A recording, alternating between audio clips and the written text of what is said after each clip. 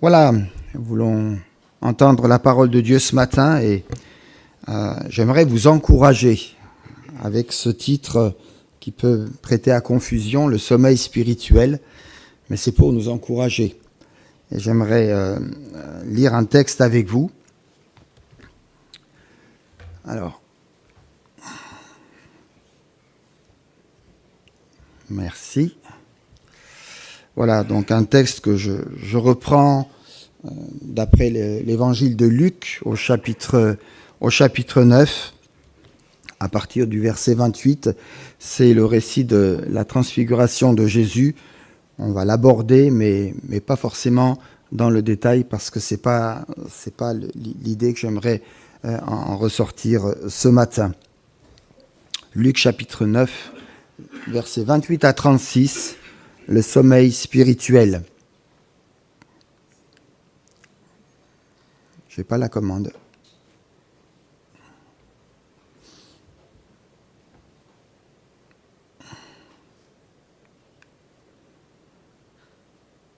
Voilà, c'est toi qui passes ou... Merci. C'est le texte un peu avant. Il y a deux morceaux de texte.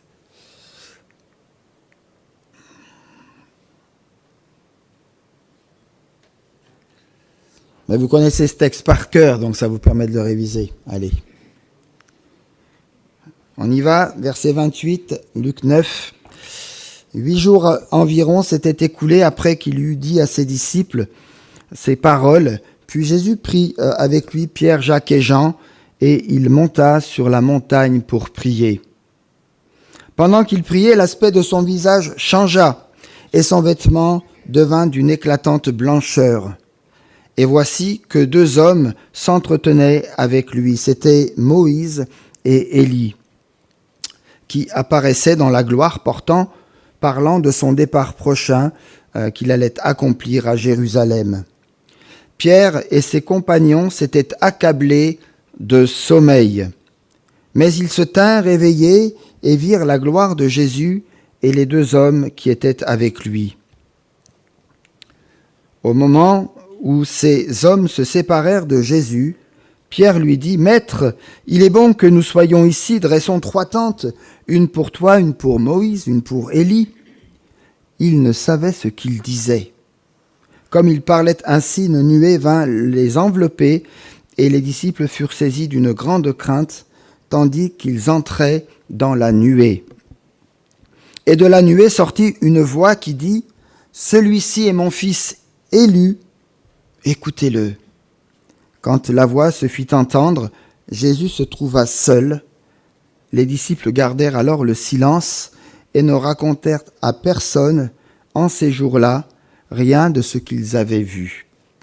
Voilà, jusque-là pour notre lecture.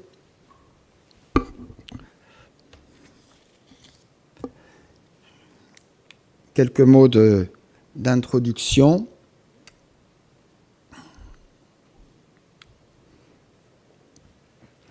Notre vie spirituelle ressemble aux 4 saisons avec les différentes étapes qu'elle peut traverser. Nous lisons dans Ésaïe, chapitre 58, verset 11, « Tu seras comme un jardin arrosé, comme une source dont les eaux ne tarissent pas. » Notre vie est comme un jardin qui doit porter du fruit et qui a besoin de vivre ce cycle des saisons. Nous parlons facilement du jardin quand arrive le printemps et que la nature s'éveille. C'est bientôt le printemps. Enfin, on a encore quelques mois, mais moi je me réjouis de savoir que le printemps arrive bientôt. Puis c'est l'été qui prendra le relais, plein de force et de chaleur, où déjà quelques fruits apparaissent et qui seront les prémices d'une récolte qu'on veut généreuse et abondante et qui se fera à l'automne. Mais il y a le temps de l'hiver, celui qu'on repousse, qui semble si long avec ses journées encore trop courtes, l'hiver que l'on boude parfois et qu'on aimerait ignorer car il semble sans vie. Et pourtant, le travail se poursuit dans la terre qui a besoin du froid de l'hiver pour se fertiliser afin de se préparer à recevoir en son temps les fruits qui naîtront et qui seront recueillis par la suite. Quelqu'un a dit en parlant de l'hiver, l'hiver c'est un printemps qui sommeille, chargé d'espérance et d'amour à partager. C'est beau, c'est bien dit. Alors je ne sais pas qui l'a dit, mais c'est une citation. Ainsi, avec ces alternances de saisons dans la nature et dans notre vie spirituelle, eh bien, on devrait pouvoir accepter au moins 3 choses. Que mon frère ou ma sœur soit dans une saison différente de la mienne. Que je passe peut-être moi aussi par différentes étapes pour porter du fruit. Qu'il y a peut-être une saison aussi qui me fait défaut. Si donc dans l'humilité de la foi nous cherchons toujours plus cette proximité avec le Seigneur, nous ne serons pas simplement transformés intérieurement, parce que c'est une promesse que Dieu nous a faite, mais nous connaîtrons aussi la victoire sur nos journées parfois sombres, ces journées où nous sommes dans la crainte, dans une forme de noirceur, là où les choses n'avancent pas, là où nous semblons végéter. Alors on va essayer de comprendre un peu ensemble pourquoi les disciples étaient-ils endormis ou se sont endormis. Je relis le texte à partir du verset 28. Jésus prit avec lui Pierre, Jacques et Jean, et il monta sur la montagne pour prier. Tandis qu'il priait, l'aspect de son visage changea, et son vêtement devint d'une éclatante blancheur. C'est alors que lui apparurent Moïse et Élie qui parlaient de son départ qu'il allait accomplir à Jérusalem. C'est un chemin de croix qui se prépare et que Jésus commence à expliquer et à donner. Mais que firent les disciples à ce moment-là? Nous lisons dans le texte, alors selon les traductions, mais ça veut dire la même chose. Ils furent appesantis par le sommeil ou accablés par le sommeil. Ce texte original grec de ce passage utilise un verbe baréo qui signifie charger ou encore alourdir ou encore peser sur. Notre texte affirme qu'ils virent le Seigneur glorifié ainsi que Moïse et Élie à l'instant où ils se réveillèrent. Pierre et ses compagnons étaient appesantis par le sommeil, mais s'étant éveillés, ils virent la gloire de Jésus et les 2 hommes qui étaient avec lui. Verset 32.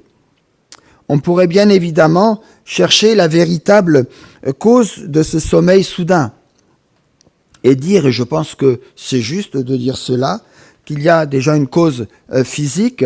Les disciples sont fatigués, probablement à cause de la montée vers la montagne, et peut-être aussi du moment tardif, et du coup, eh bien, ils n'ont pas pu veiller, ils n'ont pas pu prier. Peut-être aussi une cause spirituelle. Cette fatigue peut également symboliser leur incapacité à saisir pleinement la grandeur de ce qui se passe autour d'eux avant de se réveiller. C'est une sorte donc d'accablement qui a fondu littéralement sur les disciples qui ont dû lutter pour rester éveillés et conscients.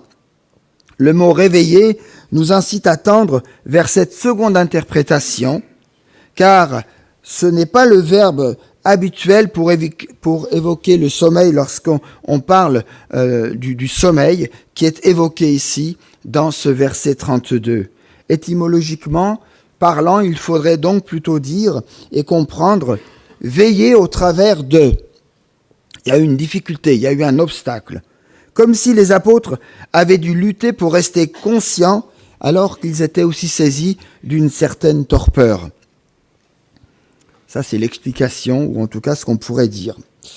Et moi, j'aimerais rebondir sur cette petite partie un petit peu cachée dans le texte pour parler du sommeil et dire qu'il est quand même parfois étonnant de constater que des chrétiens arrivent à s'assoupir au moment même où les plus grandes, belles et profondes vérités spirituelles leur sont révélées.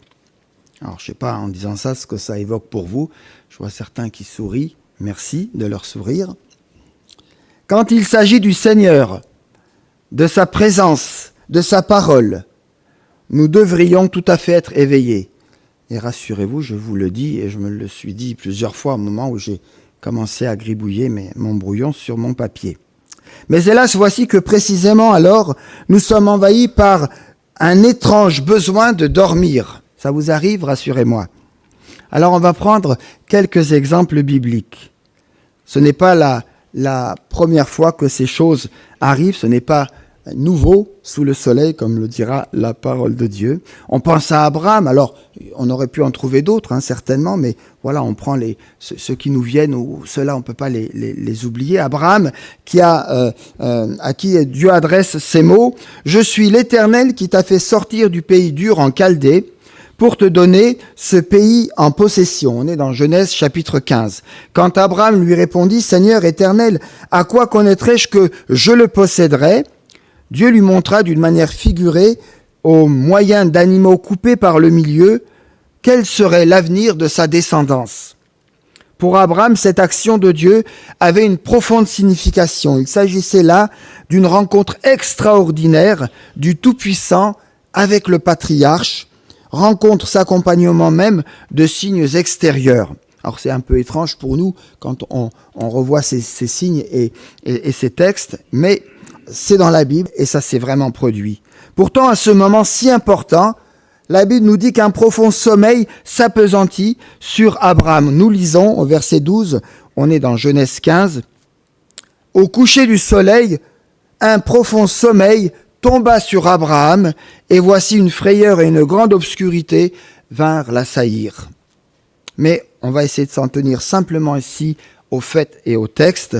Dieu apparut à Abraham pour lui montrer de façon figurée des choses exceptionnellement importantes, mais Abraham s'endormit. Cela se produira aussi avec les disciples de Gethsémanée. Après une première prière, Jésus se tourne vers eux et voici qu'ils sont endormis, qu'ils sont pris par le sommeil, et cela se reproduira encore 2 fois de suite. On pense aussi à Jonas qui dort dans la tempête, Jonas chapitre 1er, un sommeil qui peut-être ici montre une indifférence face à la mission de Dieu et un désengagement peut-être de la détresse des autres, qui sait. On pense aussi encore à Samson, endormi sur les genoux de Dalila.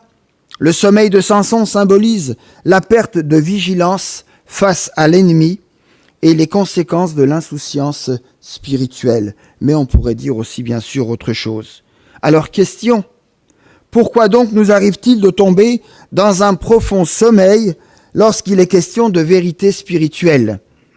Pourquoi la fatigue nous envahit-elle lors de la prière par exemple, ou durant des moments où nous sommes en méditation, nous lisons la parole de Dieu, nous sommes dans la présence de Dieu, et puis il y a quelque chose là qui vient nous déranger et puis nous faire sombrer dans un sommeil.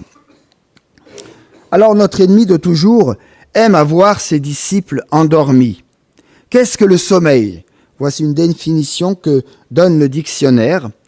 État physiologique périodique de l'organisme, notamment du système nerveux pendant lequel la vigilance est suspendue et la réactivité aux stimulations amoindrie. Rassurez-vous, vous dormez, vous êtes encore conscient, mais nous sommes au ralenti quelque part. Le sommeil réduit donc à un minimum la conscience des choses. Une personne endormie est limitée pour un certain temps. C'est exactement cela que le diable veut produire en nous lorsque nous nous tenons dans la présence de Dieu, par la lecture de sa parole, par la prière ou encore même peut-être dans des moments d'étude ou même au moment de la prédication. Satan s'efforce de réduire en nous notre attention, notre réveil spirituel pour nous maintenir dans un état de fatigue intérieure. En fait, il ne veut pas que nous remplissions notre fonction de sel de la terre, de lumière du monde. Il sait également que nous aimons dormir de temps à autre.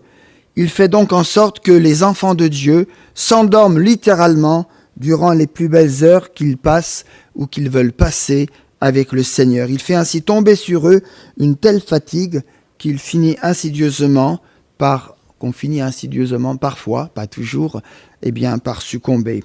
On lit en Proverbes chapitre 20 verset 13, « N'aime pas le sommeil de peur que tu ne deviennes pauvre. Ouvre les yeux et tu seras rassasié de pain. Chers amis, bien des enfants de Dieu ne reçoivent que de peu de nourriture spirituelle parce qu'ils sont vaincus par ce sommeil spirituel au moment même où ils devraient, par la lecture ou l'écoute attentive de la parole de Dieu, rester éveillés. Dans le Proverbe chapitre 19 verset 24, et aussi en parallèle on pourrait mettre 26, 15, j'ai été souvent étonné en lisant ce petit bout de verset qui dit « Le paresseux plonge sa main dans le plat et il ne le ramène pas à la bouche. » Existe-t-il réellement une telle paresse capable d'empêcher quelqu'un de porter ses aliments à la bouche par ce simple geste? Moi, je me dis, c'est puissant, hein, ça peut nous empêcher ou nous réduire à tel point. Nous avons peut-être là l'image d'un chrétien qui, par pure envie de dormir, n'a plus la force ni le désir, au moment les plus opportuns de sa vie, d'absorber la nourriture solide et reste encore attaché au lait de la paresse, de l'oisiveté, de la non-combativité que l'apôtre Paul reprendra dans 1 Corinthiens chapitre 3. Alors, osons reconnaître que de fois notre temps passé avec le Seigneur a été interrompu. Et cela parce qu'un sommeil soudain nous a enveloppés. Que de fois n'avons-nous pas mis la Bible de côté parce que ce sommeil, nous a saisis et puis nous a fait passer à autre chose. Que de fois n'avons-nous pas, pour ainsi dire, pu suivre peut-être dans notre lecture, dans notre étude biblique ou dans une prédication, ce que le Seigneur était en train de nous dire parce que nous nous sommes assoupis sans nous en rendre compte. Il est bon alors que peut-être nous réentendions ce matin cette parole du psalmiste, ce vœu qu'il fit un jour au Seigneur. Je parle ici du roi David, on est dans le psaume 132, verset 4 et suivant. « Je n'entrerai pas dans la tente où j'habite, je ne monterai pas sur le lit où je me couche, je ne donnerai ni sommeil, ni repos à mes yeux, ni assoupissement à mes paupières, jusqu'à ce que j'aie trouvé un lieu pour l'Éternel, une demeure pour le puissant de Jacob. » Dans le contexte immédiat, ces mots ont une signification claire, mais j'aimerais en faire ici une autre application pour dire « Je ne veux plus me permettre de m'endormir aux heures les plus précieuses de la journée, afin que le Seigneur trouve en moi la demeure qui lui revienne. » Voyez-vous, mes amis, le fait que nous ayons devant nous des disciples endormis sur la montagne, cette montagne dite de la transfiguration, nous montre qu'il y a dans cet événement, me semble-t-il, un sens spirituel beaucoup plus large que nous le pensons. Le diable travaille pour répandre un esprit de sommeil sur les chrétiens superficiels comme sur ceux qui ne le sont pas, sur l'Église de Jésus-Christ pour manifester sa puissance, ou en tout cas pour manifester quelque chose de sa présence. Et Dieu nous dit, et la parole de Dieu nous dit, c'est l'heure de nous réveiller. Plus que jamais, le Seigneur veut que nous puissions le servir. Et nous avons besoin d'être réveillés, que son Église soit réveillée pour manifester son amour, sa délivrance et parler du salut à un grand nombre. C'est là notre appel, c'est là notre vocation. Et c'est ce que l'apôtre Paul dira aussi dans Romains chapitre 13, dans les versets 11 et suivants.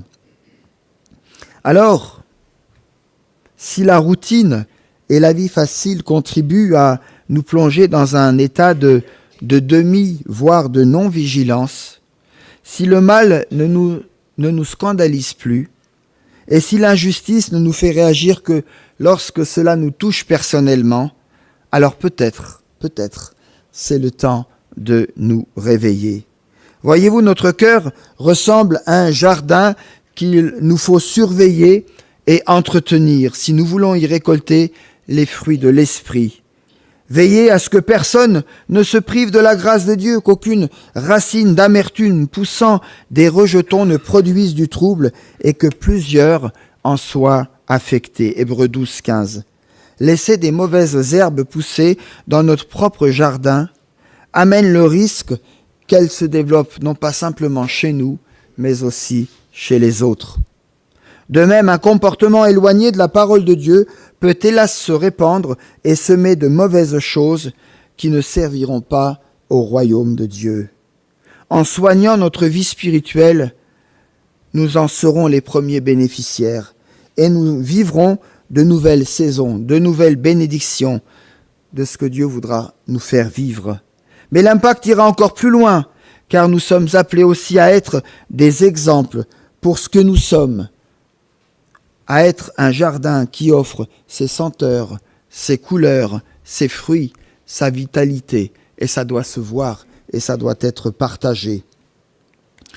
Voyons ensemble ce que ce sommeil spirituel peut produire. Je parle ici d'une paralysie progressive. Le sommeil spirituel est insidieux, il ne survient pas brutalement, mais il s'installe progressivement dans notre vie. Comme le sommeil physique, il passe par plusieurs étapes que je rappelle succinctement ici, mais bien évidemment, on aurait pu en trouver d'autres et bien sûr les développer. La perte de la vigilance spirituelle. On cesse de surveiller son cœur, ses émotions, ses pensées. On devient insensible au péché. Et là, on a des textes dans la parole de Dieu qui vont dans ce sens. On néglige la prière et on ne discerne plus les pièges de l'ennemi. Faiblesse aussi dans notre foi. La foi devient vacillante avec une augmentation des inquiétudes et des doutes concernant les promesses de Dieu. On entend les promesses de Dieu, on est capable de les donner aux autres, mais on ne les vit plus, on n'y croit plus. On perd aussi l'assurance que finalement Dieu agit dans notre vie. Il le fait dans la vie des autres, mais plus dans notre vie. Indifférence envers les choses spirituelles, on ressent une perte d'intérêt pour la parole de Dieu, pour la prière, pour la communion fraternelle. Les cultes ou les moments de louange deviennent monotones et peut-être ennuyeux, qui sait. Manque de fruits spirituels aussi. Le chrétien n'apporte plus ou peu de fruits dans sa vie. La vie devient sans impact et sans réel témoignage, où on se rappelle de notre vie chrétienne, mais c'était si loin, il y a 30 ans, il y a 40 ans, il y a 50 ans, lorsque je me suis converti et que j'ai rencontré le Seigneur. Mais depuis, que s'est-il passé? Et puis, on pourrait aussi rappeler l'isolement spirituel. On se coupe de la communauté chrétienne. C'est pas par hasard. Il y a quelque chose, il y a un phénomène qui me pousse à cela. On se replie sur soi-même, rendant difficile parfois la correction ou l'encouragement que le Seigneur veut nous donner ou que la communauté veut donner à un frère ou à une sœur. Il est question aussi des implications dans notre vie chrétienne. Le sommeil spirituel n'est pas sans conséquences. Il comporte aussi des risques non négligeables. Il ouvre la porte à l'ennemi. Lorsque nous dormons spirituellement, lorsque nous dormons trop longtemps spirituellement, l'ennemi profite de notre faiblesse pour semer le trouble, un petit peu comme la mauvaise graine ou l'ivraie qui vient et que l'ennemi vient déposer le soir dans la terre. Comme un voleur, Satan agit pendant que nous sommes endormis spirituellement. Je ne parle pas du sommeil physique qui est bon et qui nous est vital. Il nous éloigne aussi de notre destinée céleste. Le sommeil spirituel nous empêche de saisir pleinement les opportunités que Dieu place devant nous, les appels, les choses fortes qui peuvent nous parler un jour ou qu'on a reçues dans sa parole ou qu'un frère, une sœur nous a partagé un jour de la part du Seigneur. C'était une parole du Seigneur et puis elle est tombée dans les oubliettes, elle est tombée dans des choses et puis on passe à côté du projet de Dieu, on passe à côté de la vocation peut-être que Dieu voulait pour nous. Et les talents et les dons du coup que Dieu nous a donnés peuvent peut-être alors gaspiller ou peut-être inutilisés parce qu'on n'y croit pas, on n'y croit plus, on se dit mais moi j'ai pas tel don, j'ai pas telle vocation, Dieu m'a pas appelé, j'ai pas vécu quelque chose d'extraordinaire, c'est pas pour moi, c'est plus pour moi. Il y a aussi l'impact sur les autres. Un chrétien spirituellement endormi aura du mal, bien sûr, à s'édifier soi-même, donc à édifier son frère, sa sœur, à encourager et puis à faire un bout de chemin avec. Sa passivité peut entraîner aussi une perte d'élan, je le crois, dans sa propre famille et dans sa propre Église. Chers amis, le sommeil spirituel n'est pas une fatalité. Dieu nous appelle à nous réveiller et à marcher dans sa lumière. Comme Éphésiens 5,14 nous y exhorte, « Réveille-toi, toi qui dors, relève-toi d'entre les morts, et Christ t'éclairera. » Alors on va revenir rapidement à notre texte. Il est question de 3 tentes dans notre texte. Après que les 3 disciples furent sortis de leur sommeil et aient vu le Seigneur glorifié en compagnie de Moïse et d'Élie, Pierre propose, c'est toujours Pierre, on le voit là dans sa fougue, dans son désir, dans sa sincérité, Pierre propose de dresser 3 tentes. Et à ce moment-là, la transfiguration de Jésus, de ce que je comprends dans le texte, était encore visible. Et Moïse ainsi qu'Élie devaient être encore là, présents, même s'ils étaient sur le point de partir. On lit dans le texte, Luc 9, 33, « Au moment où ces hommes se séparèrent de Jésus, Pierre lui dit, « Maître, il est bon que nous soyons ici.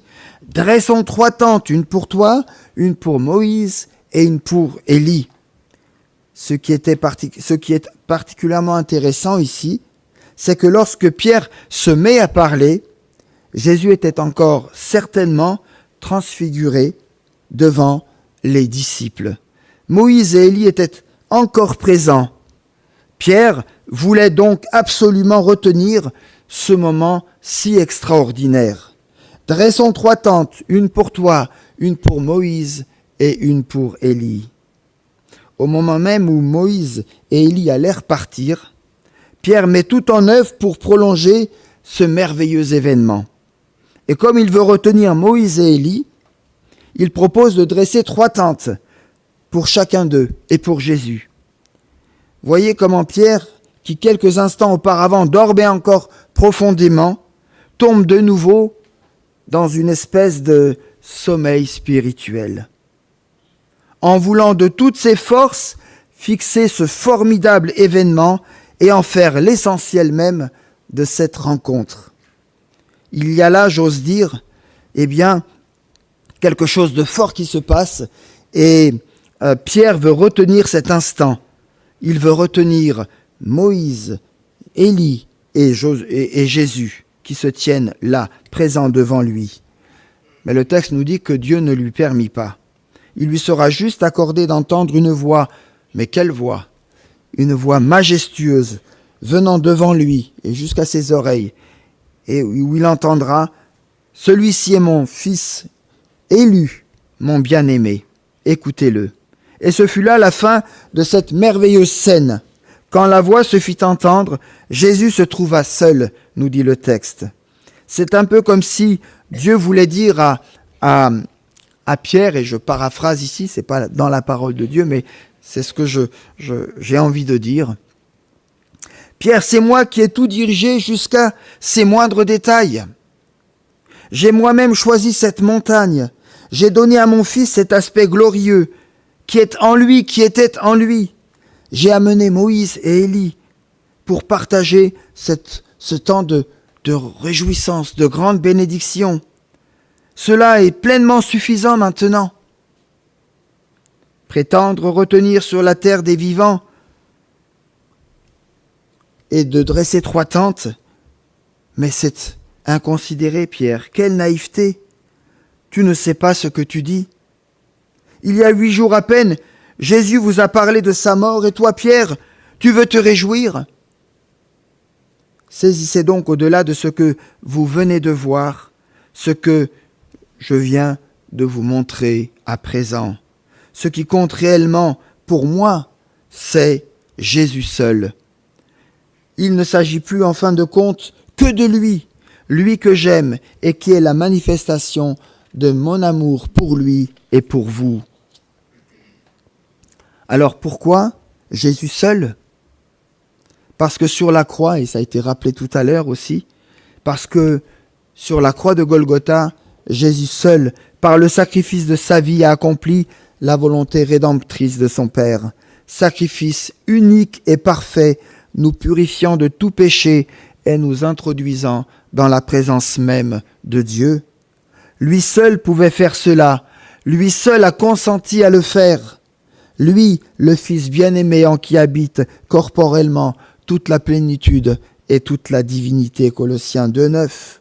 C'est pourquoi, mes amis, il nous faut aujourd'hui encore plus que jamais nous tenir à l'écart de tout ce qui pourrait peut-être nous faire tomber ici ou là dans un sommeil malsain, pour nous séparer finalement de Jésus-Christ, de son œuvre, de sa présence, de son onction, de sa révélation. Examinons tout ce qui nous est présenté chaque jour dans sa parole et tout ce que le Seigneur nous dispense dans sa grâce pour nous aider à toujours prendre conscience de ce qu'il fait, à nous positionner dans la vérité de Christ. Tout ce qui nous arrive, tout ce que nous vivons, eh bien, est permis par Dieu, et Dieu est soumis aussi au Seigneur. Alors c'est vrai que parfois on est dans des situations où on ne comprend pas pourquoi telle ou telle chose nous arrive, et on serait tenté de dire « Mais où est Dieu ? Que fait Dieu ? Pourquoi telle chose m'est arrivée ?» Eh bien, tout est sous le contrôle permanent de notre Seigneur. Alors soyons réconfortés à l'idée de savoir qu'il veille sur chacun pour nous conduire chaque jour un peu plus dans sa présence. Un mot de conclusion pour terminer.